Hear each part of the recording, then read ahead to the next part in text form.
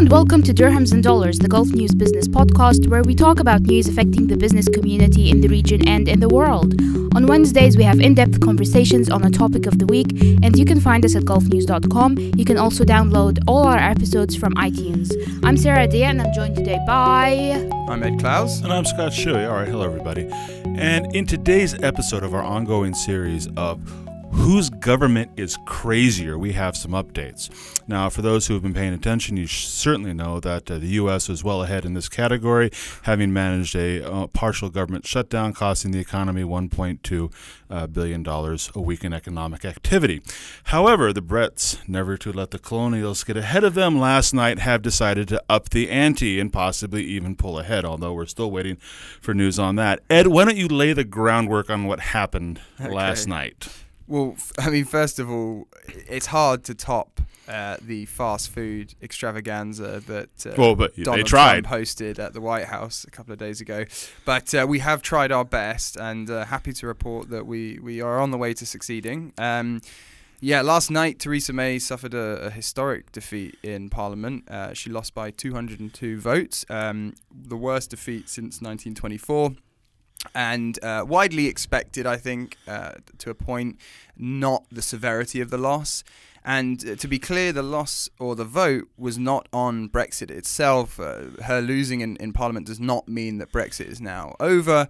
The defeat was simply on the manner by which we are going to exit the EU. So the deal that Theresa May... You need to keep your countrymen better informed of that. Yes, yeah. I was on Twitter last night. Always a good insight into the human psyche, let me tell you. Absolutely, the real dregs of humanity. Yes, well, a number of the dregs in the UK, particularly in London, were insisting last night that this actually was a vote on Brexit itself, that the Tories were somehow had come to their senses and were going to, somehow back away from their 2-year-long march out of the EU, and somehow, all of a sudden everything was going to go back to normal. Yeah, no. And that you just have to seem absolutely, completely bury your head in the sand, avoidance of the facts, and living in a world where the sky is a different color type of mentality to believe that. Yeah. Or you might just be a bit optimistic, but... a bit?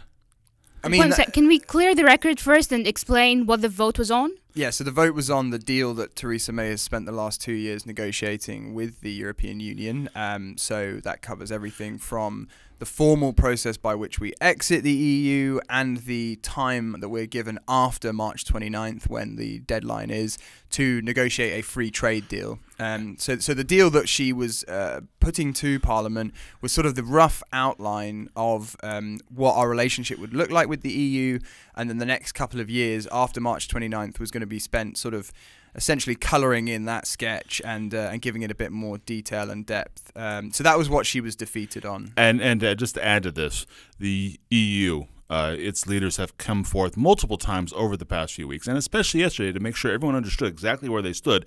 This was the final deal. There was no going back, renegotiating, adding to it. They didn't like this. It was take it or leave it. Yeah, I mean, the EU has kind of laid out their red lines very, very clearly, and the sort of future of the European deal or the European dream really rests on how Britain negotiates its exit out of the EU, because if the EU gives Britain too much leeway, then other countries are going to have an incentive to also push to leave. And if they get a better deal and they can kind of stay in the EU, then other countries are going to do that as well. So the EU has been very clear about what it will and won't accept. UK has been very clear about what it will and won't accept as well. Unfortunately, those two things don't match up, namely on the backstop or the Irish border, which the EU insists Why is must it be in always place. the Irish is the issue with the English? Well, I mean, I realize that's an 800-year-old question, but Jesus, grow up. I'd rephrase that and say, why is it always the English with the Irish? Unfortunately, the Irish haven't really done anything wrong in this case. And if you talk to anyone who grew up in Ireland in the years where there was a lot of sectarian violence, that hard border that existed between Northern and Southern Ireland was a real contributor to that sense of like separation, and to have that put back in place does risk flaring up a lot of tension. So there's a lot more at stake here than just sort of economics or sort of politics. There is a real sort of historic peace agreement that was signed that is in the firing line. Yeah. Which gives the whole thing a lot more kind of, I guess, gravity. But the EU has been very clear that they won't move on that. Whether the EU has some room to manoeuvre is another question we can get onto later. I think they've inferred that if the UK shifts its red lines, then they may shift their red lines a bit, but that neither are going to budge until the other one does, and it's a real game of like chicken at the moment. All right, let's go through the procedures here. All right, last night we saw the vote fail spectacularly. Spectacularly. And I mean spectacularly. Yeah. Beforehand, they were talking about 100 votes would be enough to trigger a fall in the pound. Yeah. We had 200 votes, which didn't trigger a fall in the pound, by the way. So, of course, Jeremy Corbyn, the Labour leader, gets up after that and says, all right, let's have a vote of no confidence, which I understand May had already agreed to ahead of time. Yeah, May essentially said, bring it on, like, let's have this vote of no confidence, because what she wants is basically for her government, her Tory party, to give her the backing and the confidence that she needs, and then she can continue to essentially argue for a better deal with the EU. Which the EU has already said is not going to happen. Doesn't exist. Exactly. Yes, this is a wonderful scenario the country is in at the moment. All right, now, looking ahead, is May going to be Prime Minister of the UK 2 days from now?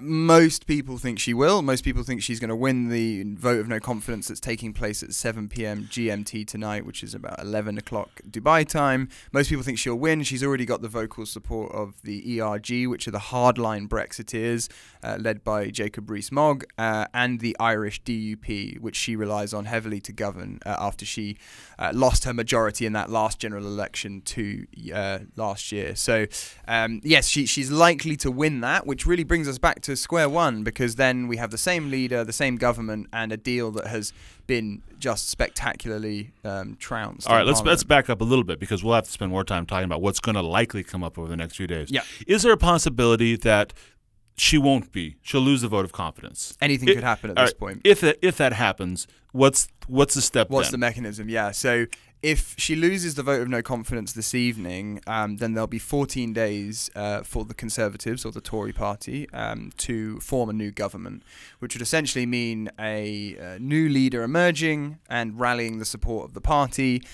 Who knows what platform they will use, because as we've already established several times in this short podcast, there really isn't much room for manoeuvre on a better European deal or a better Brexit deal. So, but yes, they will try and form a new government among the Conservative Party. They'll have 14 days to do that, and then if that fails, then there'll be a general election. All right. Now, as I understand it, and I'll grant it, my understanding of UK parliamentary procedure is not, excellent. But I understand if they put language into the motion and it passes, they can immediately, if that language is included, go to a general election and bypass the 14-day reformation of a government. Think that's going to happen? Possibly.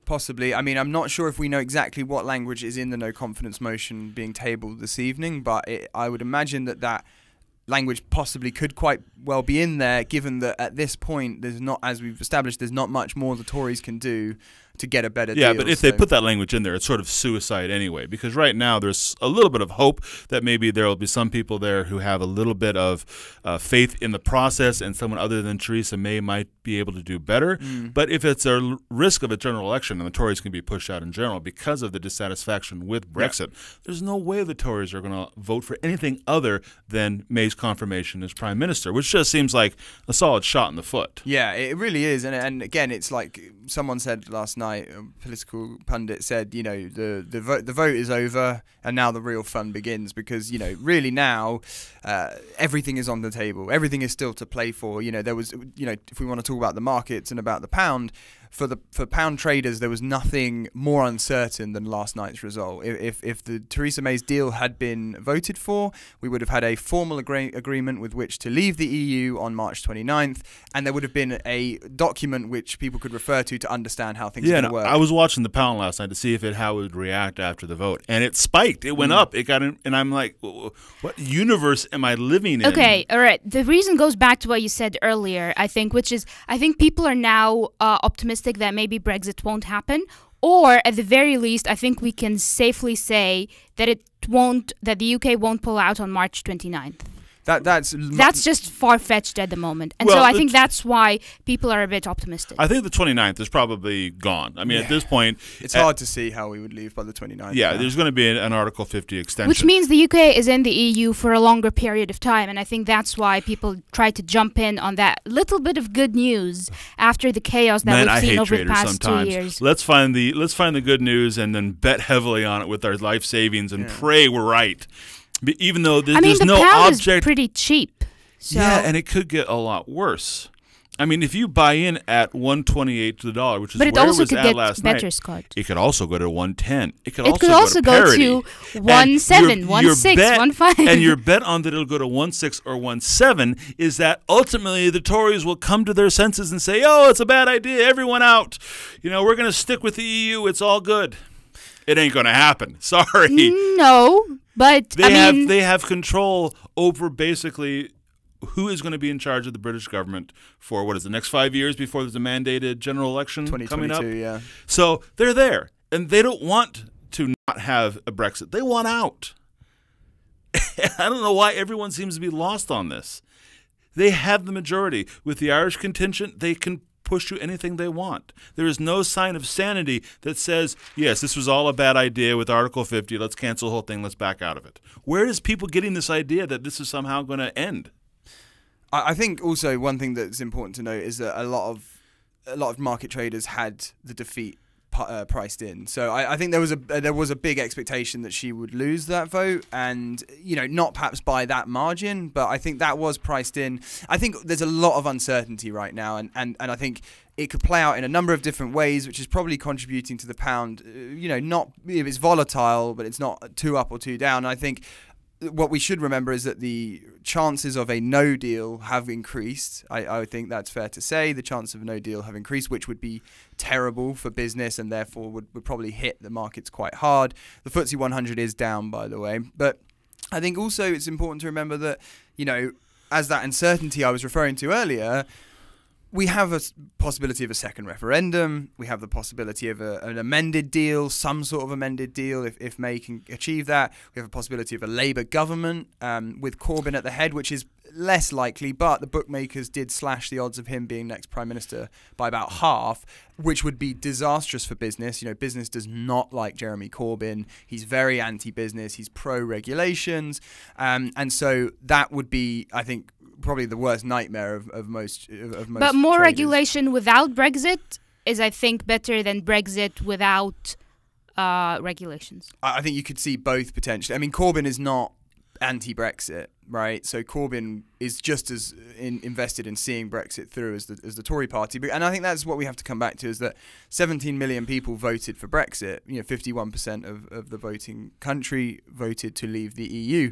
So the mandate of the government, whether it's Conservative Party or Labour Party, is to take the UK out of Europe. I may not want that to happen personally. That's my personal belief. But a large portion of the country does. Yes, but a large portion of the country has also indicated that they would like a second vote, because they seem to admit they were ill-informed, ignorant, whatever you want to call it, during the first vote. Yeah. And now they feel like, hey, now we understand what this is all about. Yeah. And now we'd like to get out. And it seems the Tory party is adamant that they're not going to let that happen. Yeah. Because they feel like the majority of their voters and the majority of the country, if you want to call 51% a majority, still want the UK to leave, despite everything we've seen over the last 2 years. Do they believe that, or are they just being obstinate because this is what they want? I don't believe that 51%. I don't think anyone really believes 51% of the UK wants out of the EU. I think that number has definitely diminished. It has, but I think if you look at Conservative Party polling, so the way obviously... So the people who are looking for self-justifying data have found it. Gee, what a surprise. I think what you have to remember is that, and this is not to get too into the weeds on the way the election system works in the UK, but everyone has their constituency, and if you're a member of Parliament representing an area of the UK, Manchester, whatever, and you poll Manchester, and Manchester majority still wants you to see Britain leave the EU, then that's what you're going to push for in government. So they're really protecting their own backsides as opposed to doing perhaps what many people believe is the right decision. Jeez, I thought U.S. was in bad shape on the voting system. I mean, Brits are really pushing it for that title of who's craziest. But, really, now if we talk about what would happen if Jeremy Corbyn were to, become Prime Minister and Labour Party were to win a general election, what options does he have? I mean, he really doesn't have many cards to play left. I think he might, what's the word I'm looking for? He might opt for a second referendum. But publicly, he's not agreed to a second referendum. He's been against the idea. So he can talk a great game about sort of getting a better deal with the EU, because it's really easy, right? Like, if you're in charge, like I could say, Scott, being an editor is so easy, I could do a great job, blah, blah, blah, until I actually have to We've all said it. We've all said it, yeah, exactly. Until I have to sit in his chair, and then the proof is in the pudding, right? I have to then prove that I can do what I've said I've done. It's very easy for Corbyn to say, I could get a better deal with the EU, leave it to me, and when in reality, he doesn't actually have to prove that. And actually, most insiders who know what he's like and have seen him discussing the issue of Brexit with EU officials have said he's a complete disaster. He's a wet towel. He doesn't have the backbone that May has, and May's been criticised as well. So the idea that Corbyn can get a better deal with the EU is again absurd. Well, the whole thing's absurd. This is Donald. Podcast on that. This is Donald Trump negotiating here. Yeah. It's don't listen to what the other guy says. Just double down on whatever you believe, and go forward with it. Facts. Who needs facts? Yeah, the EU started off this whole process a couple of years ago saying, if you leave, we're going to make it hurt. And the UK doesn't seem to wake up to that fact that this is not going to go their way. No, yeah, I mean, the EU has to make it hurt. The EU has to send a message to the other 27 member states that leaving the EU is not a good idea. And you can call that... I feel like they've kind of partly accomplished that through the past 2 years 100%, of Brexit. 100%. I mean, there's nothing that's going to put a country off leaving more than witnessing the car crash that the UK has been. Yet we still have... the Brexiteers going, we'll negotiate some more. This will go fine, no problems. Yeah, or the hardliners who go, let's not even negotiate. We'll be fine without them. We'll be fine without a deal. When all of the research the government has commissioned, independent research and party research, has suggested that a no deal could lead to absolute chaos. Backups. Flights will not be able to move from airports if there is no deal. Medicine won't be able to get into the country. There'll be a shortage of kind of critical supplies. Important abused women shelters and orphanages will have to shut down temporarily because there'll be no funding for it. I mean, the whole thing, the idea of a no deal Brexit is a complete disaster, and yet some hardliners are still pushing for it, and that's what's scary about it, is that they there's been a lot of talk of no deal is not on the table. There's been a lot. But of talk there's always this minority everywhere, the far right, right? Yeah, but unfortunately they have a voice in our government, and they can dictate to some extent what happens, the outcome of this situation. So it's not just some fringe lunatic. It's people who. It's a bunch of fringe lunatics. Well, it's a bunch of fringe lunatics who are lawmakers, who are elected officials, and they have complete disdain for the EU and for Brussels, and they believe that we would be just as fine without them. One of these days we need to do a podcast talking about what gets into people's heads to make them think these things. Right. What brings you to the idea that, oh my God, the UK is so worse off because we're a member of the European Union? Yeah. It's idea of it's always referred to American exceptionalism. It's also there's again, British it's frickin' white people is the problem. True. Shall we leave it here? Just looking over to Logan. I say that. Yeah, my producer's heart just stopped a beat because he's worried about what's coming out of my mouth. Of 3 white people. Yeah. You're not allowed to say that. You're white. Yeah, I know. So I think if we just to go back to what comes next, and at least something that we kind of have, and we know what's coming. The March 29th is the deadline, and as we've already said, that looks less likely to be reached now. So that would require a formal application to Brussels to extend that, to ask for an extension of Article 50. How long can they extend it for? Any idea? I haven't seen anything on that yet. I believe it's 2 years. So we get to go through 2 years of them having fake negotiations to accomplish nothing. If you were in a coma for the past 2 years, from July 2016 till today, and you woke up and you said, "So, what did I miss in terms of the UK?" Nothing. Yeah, you nothing. didn't miss anything. Go We're back where we were in July 2016. We will have voted to leave the EU and we'll still be in the process of exiting in the time that Donald Trump has been president. He would have come, if he doesn't get re-elected, he'll have come and gone in the time that we're still trying to get out of the EU. If we're still negotiating our deal in 2021 or whatever it is. But the good news is that the EU does not want that. Like the EU, the German the German head of the German Chamber of Commerce said this morning, he was like, we'd rather a horrific ending than a drawn out horror. You know, essentially to say we'd rather no deal come March 29th than 2 more years of this, because the uncertainty is just not really helping anyone. So in that classic German way, he sort of laid out Germany's position. But that being said, Berlin. You just get the feeling Germany would like to pack up house and move away from the crazies who live next door. Probably, yeah. Yeah, they're driving property prices down. That being said, Germany is Germany's a little bit more flexible than France. France are very, very anti-UK leaving the EU, and in that vein, they would tolerate a no-deal Brexit to really make a point. Macron is very keen on anyone really leaving the EU being punished essentially for trying to do so. Obviously, at the last election in France, he was challenged by Marine Le Pen, who wanted to have a Frexit or a French exit from the EU. So he wants to send a strong message to his country. Also, he stands to benefit from Brexit, if you want to be conspiratorial about it, because a lot of the big trading firms and financial services companies have talked about moving to Paris in the event of Brexit. So, you know, he perhaps has something to gain from Brexit. But yeah, Berlin is a bit more flexible than Paris is being at the moment. So, but in general, the EU has sort of said, well, we're going to wait and see. Well, yeah, because the Brits generally buy a lot of imports, and the German goods, so they're going to lose a large market if the if the UK pulls out with no deal. And I mean, there'll be a free trade agreement that comes in a couple of years, but if a couple of years with no trade, that's always fun. Yeah, it's not fun for anyone really. So. It's but yes, if they extend it, they could extend it for quite some time. And again, Brussels just really doesn't want that. And you know, for the patience of the business community in the UK is wearing very thin at the moment. In terms of this. Is it? Yeah, you'd be surprised.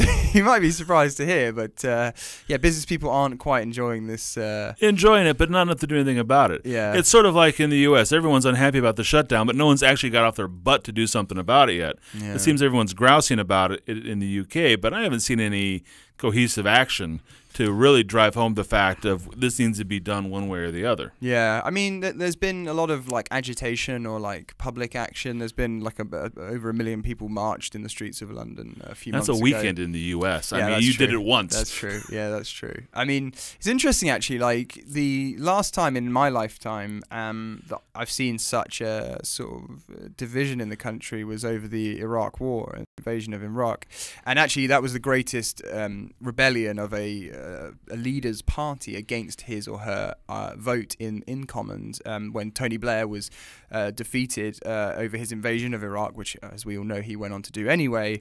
He was defeated by 139 rebels in his own party. And it's fascinating, you know, the idea that an invasion of a country is, or rather the exit of the UK from the EU is even comparable to the invasion of a country. I mean, this is the kind of thing we're dealing with. It's almost like declaring war. It's a huge thing that has implications for generations. And Theresa May said that last night. She said this is the most important vote of any of our political careers, and will be remembered for what happens this evening for generations to come. And the Parliament turned around and gave her the finger. Yeah, well, they'll be remembered in the same way you have Neville Chamberlain. Yeah. You know, somebody else who probably did something that wasn't the smartest move. No. But yeah, so it's a disaster. I mean, it really is. There was a tweet I read, was it last week, I think, and I thought, oh, this is a nice joke. But now that you guys mentioned, or that the vote has happened, I'm thinking, this is actually real. I'll read it out. The person who tweeted it is Nick McPherson, and his bio says that he's a former Treasury official. He said, time for some honesty about Brexit. There's no way the UK will negotiate a trade deal with the EU by December 2020. Even 2022 is very optimistic. Mid-2020 is more likely. Yeah. And I mean, we know how long I read that back then, and I thought, oh, that's funny, that's cute, I like it. But now, I mean, it's pretty realistic. Serious, yeah. I mean, like you look at how long NAFTA took to negotiate. You look at how long the Trans-Pacific Partnership took. Yeah, like the like you said, this is historic. Yeah, so I mean, it can't be easy. We didn't shut down the economy for those two trade deals to go through. Yeah, it seems like what you're heading for. I mean, the EU is our largest trading partner as a bloc. So to essentially shut them out for potentially a decade whilst we negotiate a free trade agreement with them. And, Obama said we'll go to the back of the queue if we vote to leave the EU in terms of negotiating a trade deal with the with the US, a free trade agreement. And Trump, said like, oh, I like the idea of Brexit. I think Brexit's a good idea. And then why am I not? Said the man who shut down a government. Yeah, exactly. And as he does with most things, he backtracked on that and now says actually the UK's annoyed me and therefore the UK will go back to the back of the queue for an agreement with the US. So there's no one really willing to. Maybe the GCC will agree to a free trade agreement with that. I interviewed actually the business commissioner, the head of like the UK's diplomatic service to the Middle East, and he's in charge of all business relations with the Middle East, and he's actually ex-head of First Gulf Bank. He was the CEO, and he's now working for the government. And he was like, yeah, I mean, after Brexit, we will begin to start to lay the groundwork of a free trade agreement. Probably not with the Gulf, because the Gulf is not really, agreeing to things with a unity. And, I think China's been trying to negotiate a free trade agreement. Oh, sorry, it's the EU has tried to negotiate a free trade agreement with the GCC. It's been going on for a decade now. So he's like, we will try and, start signing agreements with the UAE, with Saudi, but I mean, the whole thing, it takes a long time and you have to hammer out the details. And I don't think we'll ever have a stronger position than we do now as part of a collective bargaining bloc with the EU. And on that note, I want to cry.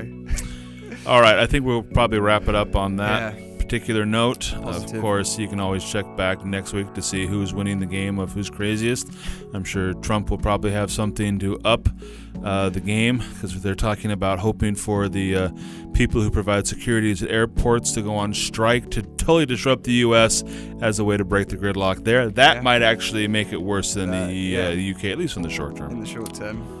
All right, so if you want to find this podcast, you can always find us on iTunes, and you can always find this podcast at Dirhams Dollars on Twitter. I'm Scott Shuey, and you can find me at Scott Shuey, also on Twitter.